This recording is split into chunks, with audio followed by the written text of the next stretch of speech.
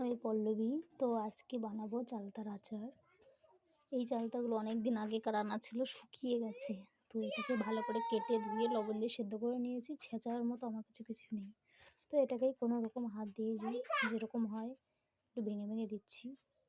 মানে হাতে অনেকটাই প্রেশার পড়ছে, ওইভাবে হয়ে সম্ভব হচ্ছে না। আর আমি এদিকে একটা মশলা করে নিয়েছি।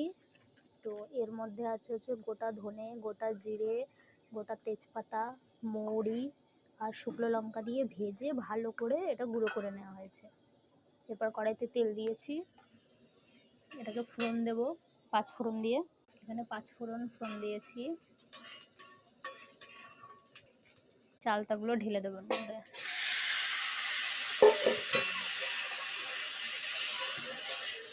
লবণ মাপ মতো, একটু বেশিই লাগবে। যাই হোক, এটা টক, আমি অবশ্য লবণ দিয়ে সেদ্ধ করেছিলাম। দুধ 1 চামচ, আমি একটু লঙ্কার গুঁড়ি দেবো। মশলাটাকে একটু ভেজে তারপরে এর মধ্যে জল দেবো। সেদ্ধ করেছি, তবুও অনেকটাই আমি জল দিলাম। এই জলটাকে পুরোটা শুকাতে হবে।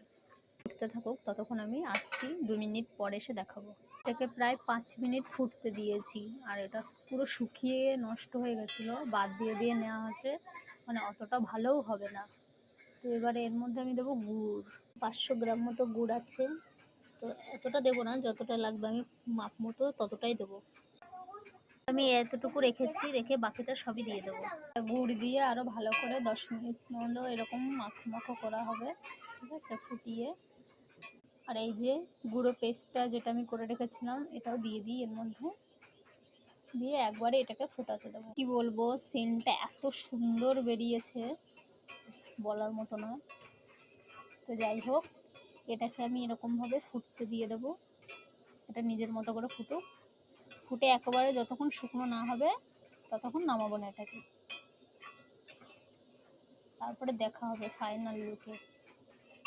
কালারটা খুব সুন্দর এসেছে, এই যে আমি নামিয়ে নিয়েছি। সেই হয়েছে, ঝাল ঝাল টকটক, খুব সুন্দর হয়েছে।